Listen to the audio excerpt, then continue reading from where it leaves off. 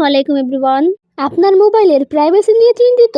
বাচ্চারা বা অন্য কেউ যেন আপনার মোবাইলের অ্যাপ খুলতে না পারে, সেই বিষয়টি আজকে আমি আপনাদেরকে দেখিয়ে দেব।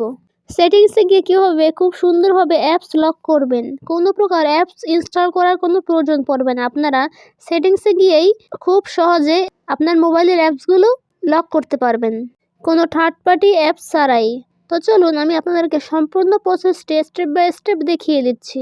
Welcome to my mobile screen. আমি এখন সেটিংসে ক্লিক করব, তারপর স্ক্রল করে নিচের দিকে চলে আসব। অ্যাপ ম্যানেজমেন্ট এখানে ক্লিক করব, তারপর স্ক্রল করে নিচের দিকে চলে আসব। অ্যাপ লক এখানে ক্লিক করব, তারপরে ভেরিফাই ফিঙ্গারপ্রিন্ট বা প্যাটার্ন দিবেন। আমি একটা প্যাটার্ন দিয়ে দিচ্ছি। তবে এখানে দেখতে পাচ্ছেন আমার মোবাইলে যে অ্যাপসগুলো ইনস্টল করা আছে সেই অ্যাপসগুলো কিন্তু এখানে শো করছে। আপনার যে অ্যাপসটি লক করা দরকার আপনারা শুধু এই লক চিহ্নতে ক্লিক করবেন, তাহলে সেটা লক হয়ে যাবে। এভাবে আপনারা প্রত্যেকটা অ্যাপস কিন্তু কোনো অ্যাপস ছাড়াই সেটিংস থেকে লক বা আনলক করতে পারেন। আবার যদি আনলক করতে চান তাহলে আবার সেই সেটিংসে ঢুকে এখানে লক চিহ্নতে ক্লিক করলেই আবার কিন্তু সেটা আনলক হয়ে যাবে।